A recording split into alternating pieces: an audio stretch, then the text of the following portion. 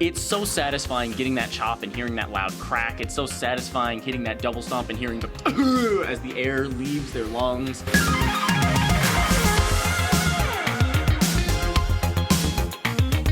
Hey guys, welcome back to another interview here on Toned In Entertainment. Today we're at Pride of Wrestling, and I'm joined by Noah Vale. How you doing, Noah? Hi, I'm doing okay so far. Day's just getting started, so I'm excited to see where things go. It's a big night here at Pride of Wrestling. It's usually a big night. It's usually a big night, right? Crowd's just going to start filing in soon. We've got a record in pre-sale tickets that we've done, so hopefully the crowd's just going to keep getting bigger and bigger and bigger as the months go on for Pride of Wrestling. So I'm excited for tonight. I'm definitely pumped, and your match alone tonight. It's a big one, yeah. August Artois. August Artois, the FIP Full Impact Pro Champion versus the WNRN All Florida Champion. It's kind of a big night for Florida independent wrestling, but, you know, it's just a normal night for me.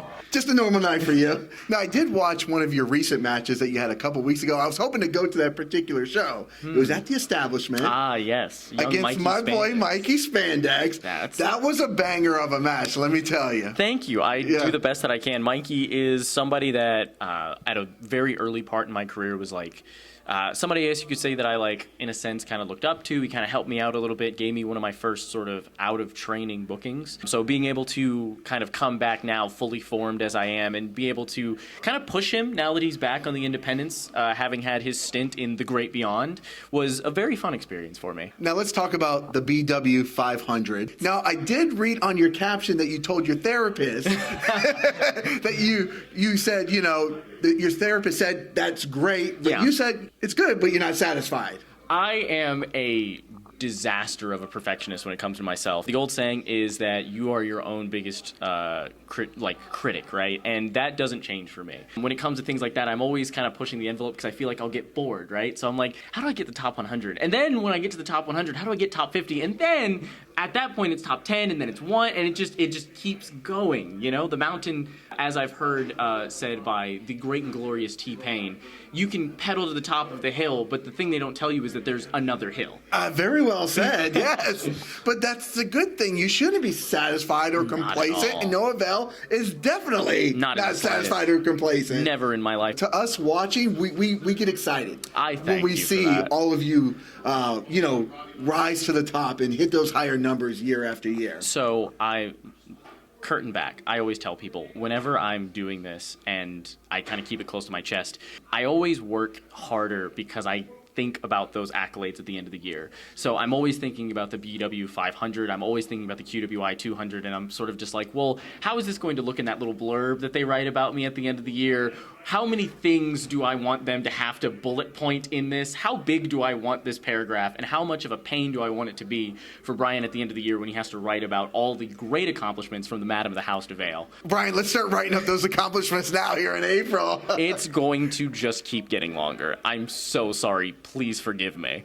Now, when you said that you're your biggest critic, okay, we're here in April of 2024. Of course. So if you had to critique yourself from the beginning, what critiques would you give yourself from your very first days as a professional wrestler to avoid some of maybe the mistakes that you made along the way? Gosh, if I had to give myself any critiques or advice, I would probably say everything takes time, and to give yourself that time to marinate and figure out the things that you like. Also, don't be afraid to find yourself in professional wrestling. You're still very young, as most of us are when we start on this journey, so you're going to grow up quite a bit, and you're going to find and discover things about yourself. So being a finished product is something that's going to come with time. And also, don't be afraid to hit people. It's kind of the thing you're really good at.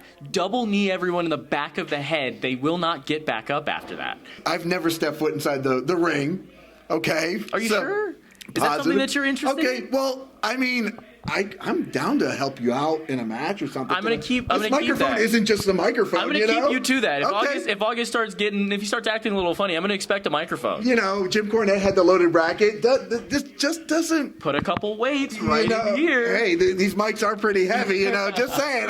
I'm down to help out, but as someone who never stepped foot in the ring, I mean, you talked about don't be afraid to hit people. So how satisfying is it for you just to, you know? Look, you don't even have words for it. When I was but a baby Noah, I was very timid and scared of hitting other people because I expected that back. And someone at a point in my career told me, you are at least half the size of most of the people that you wrestle. Just throw it. What's the worst that can happen? And it's so satisfying getting that chop and hearing that loud crack. It's so satisfying hitting that double stomp and hearing the as the air leaves their lungs.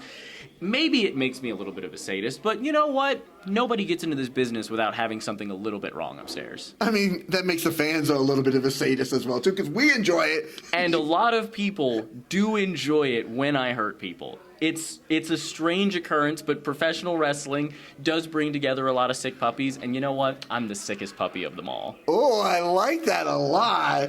Now, when you told your family and your friends that you were going to embark on this journey, what were their thoughts then, and what are their thoughts now? Oh, gosh, they thought I was insane. Picture a young 110-pound high schooler getting into professional wrestling as just something that they're very interested in, and then telling your very sort of like blue-collar family, like, hey, I think I might try this. It was a very big point of contention, a little bit of laugh, and I don't think that they necessarily took me very seriously. And then people started paying me to go across the country. And a lot of people that I looked up to started telling me that I was really good at knocking people out. And over the course of just me doing this and my dedication and seeing the hard work that I'm willing to put in, I think that they haven't exactly said as much, but at this point they're kind of like, yeah, we were wrong. You're really good at this. And I'm really good at this. Now, I know when you get your first couple, bookings are usually local. And like you said, you got some bookings from across the country. So when you're getting those bookings and you're getting to fly, you're getting to travel places, you're getting paid to do what you love, that's got to feel good. It's something that when I'm in therapy, which everyone should be in at some point, it's something that I talk to my therapist a lot about because it just hits you. I'm one of those people who kind of tunnel visions when I have a goal and I want something, I just go for it and I'm not thinking about it, right? And I oftentimes forget that other people can perceive me. And as I watch the numbers on social media go up, I watch the conversations around No Avail continue to get bigger and louder. It always surprises me because there's moments in my life, those small, quiet little sections when I'm back at home with my dog, and I'm like, oh wow, I get to live my dream when I was a child. I get to be in the position of the people that I saw growing up, the Adam Coles, the Alex Shellys, the Kenny Omegas, the Will Ospreys, where I'm traveling across the country, I'm wrestling my friends, I'm wrestling people I don't like. I'm going to all these different places that I would have never been and meeting all these amazing people. And it's very daunting at times, but it's also really cool.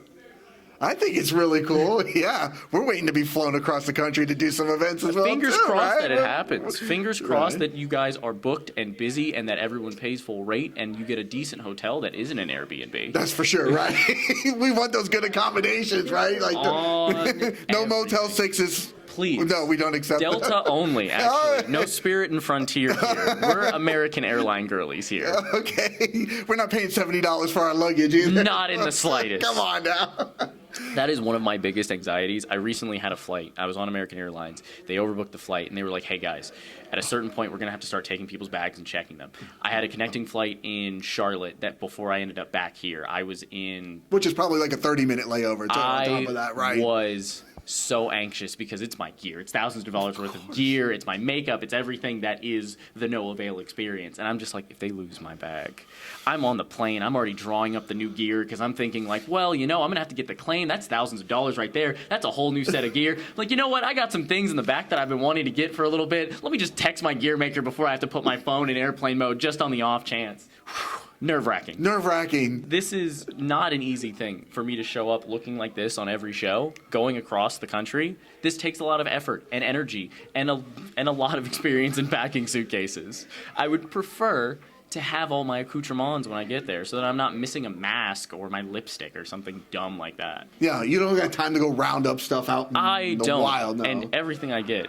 And this shouldn't shock you. It's very expensive. Of course and it hard is. to I know replace. that. You're not going to Walgreens to buy your stuff. I know Absolutely that for sure. not. I've seen your ensemble. It's very bougie. Very bougie. And we wouldn't have it any other way. Now let's go from another. We said bougie, and one of my favorite words to use is Bizzaro. Oh yeah. Yeah, I love to ask what wrestling is a crazy, crazy world. 100%. So whether it's a fan interaction or a crazy situation in the ring, what would be a Bizzaro moment for No Avail? Oh, gosh. Or do we have time to list them all here? A Bizzaro moment for No Avail is probably Noah Vale in the third year of their career, tag teaming with their best friend, little brother, Azrael Row, in a small promotion in Texas, when suddenly, unbeknownst to the two of them who were born in Florida, sometimes in Texas, there are bugs that breed inside of the actual trees there. And when you have an outdoor show, sometimes, depending upon the time of year, those bugs decide that they're going to pop out of their pods. So you and your partner, Azrael Row, have beetles raining down from the sky on the entirety of the show, and everyone around you is acting as though this is a normal occurrence and not a sign of the apocalypse, and you and Azrael Row are picking beetles out of your hair. It's it's weird, some of the places you end up. It's apocalyptic to me. I'm with you. We're Florida. And that's not even counting the rocking chair that was just sitting in the middle of the field at the same show on the same day, mind you, that was just on fire. No one knows.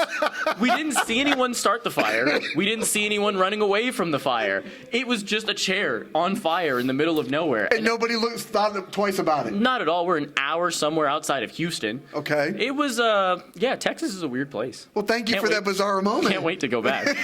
Raining beetles, random stuff on fire, and it's just another night of professional wrestling in Texas. I guess so. They're built different out there. They certainly are. Well, you're certainly built different. I am. I can't wait for your match tonight. Well, thank you so much. It's going to be fire. I look forward to being able to knock Auguste Artois unconscious, as well as being able to do this again. This was fun. I'm sorry that I'm so long-winded as well.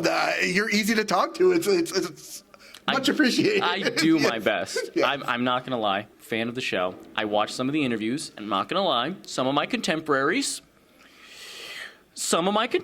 are wet cardboard, but you know what? That's why I'm here. Definitely. Yeah, I was hoping to catch up with you at the last show. Obviously, things got changed around. I couldn't make it. Makes sense. But we're here at Pride of Wrestling, and that's what counts. Pride of Wrestling. Whew, I'm excited. I'm pumped. I'm pumped, too. Now, if you'll excuse me, I'm going to go get changed, and I'm going to go figure out what I'm going to wear when I knock Auguste Artois off. It's going to be beautiful. We do know that. We're Noah Vale. Where can people follow you at? If you would like to follow Noah Vale, you can find me on Twitter, X, Noah X Vale. On Instagram, Noah Vale 97. You can find me on Facebook at Noah Vale. Pretty much just search Noah Vale, you can find me. I'm really popular. I'm easy to find that way. Very easy. Well, guys, if you like interviews like this with Noah Vale here at Pride of Wrestling, guys, make sure you hit that red subscribe button so you can stay tuned in here to Tone and Entertainment for future videos. Bye. Subscribe to the channel. Do it. Go now. Do it now.